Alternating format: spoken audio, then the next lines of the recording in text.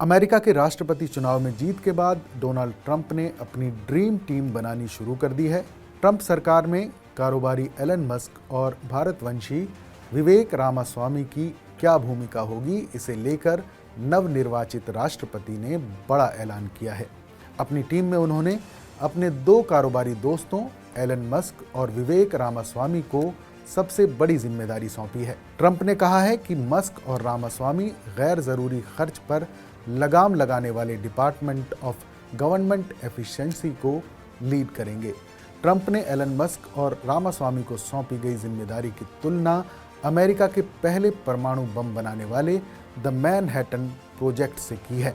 Donald Trump ने मंगलवार को ऐलान किया कि एलन मस्क और विवेक रामास्वामी उनके दूसरे प्रशासन में नए डिपार्टमेंट ऑफ गवर्नमेंट एफिशिएंसी यानी सरकारी दक्षता विभाग का नेतृत्व करेंगे।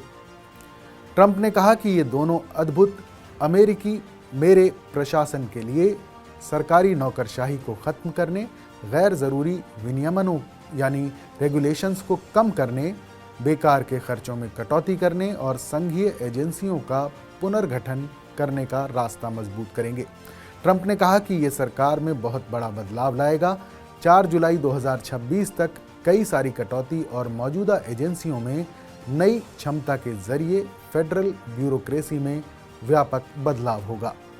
रामास्वामी और ख़ास तौर से एलन मस्क, जो मौजूदा आकर्षक सरकारी अनुबंधों वाली बड़ी कंपनियों का नेतृत्व करते हैं, इन दोनों के नाम की घोषणा संभावित हितों को लेकर टकराव के कयास इन दोनों के नाम की घोषणा के बाद संभावित हितों को लेकर टकराव के कयास लगाए जा रहे हैं। दोनों की नियुक्ति के ऐलान पर CNN की एक रिपोर्ट में कहा गया है कि ऐसा बिल्कुल नहीं है कि जिस विभाग के बारे में ट्रंप ने कहा है कि वो सरकार के बाहर से सलाह और मार्गदर्शन करेगा, कैसे काम करेगा और क्या रिपब्लिकन के बहुमत वाली कांग्रेस में सरकारी खर्च और संचालन के इतने बड़े बदलाव को मंजूरी देने की इच्छा होगी। ट्रंप ने सितंबर की शुरुआत में नई आर्थिक योजनाओं के अनावरण की बात कही थी।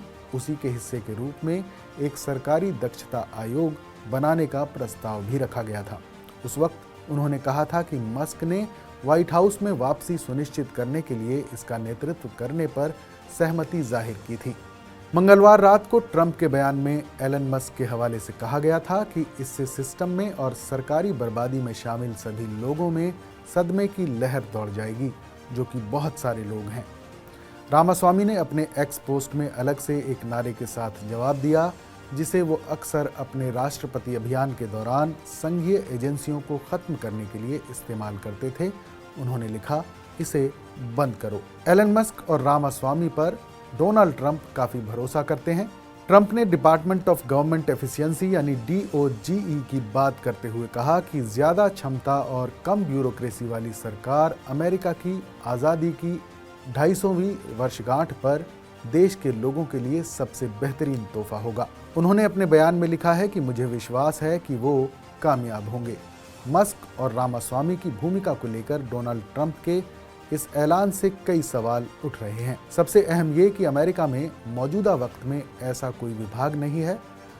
तो क्या ट्रंप अपने कारोबारी दोस्तों एलन मस्क और विवेक रामास्वामी के लिए ये नया विभाग बनाएंगे? साथ ही मस्क और रामास्वामी क्या इस विभाग के लिए स्टाफ नियुक्त करेंगे? इसकी जानकारी भी नहीं दी गई है। ट्रंप ने संघीय सरकार के खर्च में कटौती के लिए जिन दो लोगों को चुना है, उनमें से एक एलन मस्क स्पेसएक्स के जरिए अंतरिक्ष की दुनिया में बड़े बड़े प्रोजेक्ट्स पूरे कर रहे हैं और उनकी कंपनी टेस्ला की कारें पूरी दुनिया में मशहूर हैं। वहीं दूसरे शख्स भारतीय मूल के विवेक रामास्वामी हैं, जो बायोटेक कारोबार का एक जाना माना चेहरा हैं। लिहाजा वो संघीय सरकार के खर्च में कटौती की महत्वाकांक्षा को कैसे पूरा करेंगे, ये सबसे बड़ा सवाल है।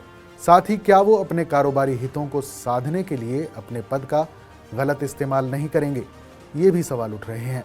हालांकि एलन मस्क ने चुनाव प्रचार के दौरान दावा किया था कि वो डोनाल्ड ट्रंप के राष्ट्रपति चुने जाने पर संघीय बजट में $2 ट्रिलियन की कटौती करने में मदद करेंगे, लेकिन उन्होंने इसके बारे में विस्तार से कोई जानकारी नहीं दी है कि वो ये काम कैसे करेंगे या फिर वो सरकार के किस विभाग या हिस्से में कटौती करेंगे।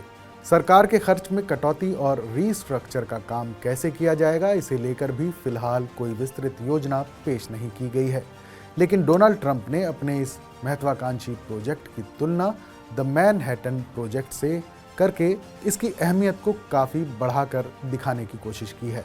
दरअसल मैनहट्टन प्रोजेक्ट को साल 1942 में न्यूयॉर्क के मैनहट्टन में शुरू किया गया था और इसके जरिए ही अमेरिका ने दुनिया का पहला परमाणु बम बनाया था, जिसका इस्तेमाल दूसरे विश्व युद्ध के दौरान जापान के हिरोशिमा और नागासाकी पर किया गया था। बताया जाता है कि अमेरिका के इस प्रोजेक्ट में तकरीबन 1,25,000 लोग शामिल थे जो जंगल में छुपकर न्यूक्लियर बम बना रहे थे। दूसरे विश्व युद्ध में जब इन परमाणु बमों को जापान के 2 शहरों में गिराया गया तो भयानक तबाही हुई, जिसे याद करके आज भी लोग खौफ से कांप उठते हैं।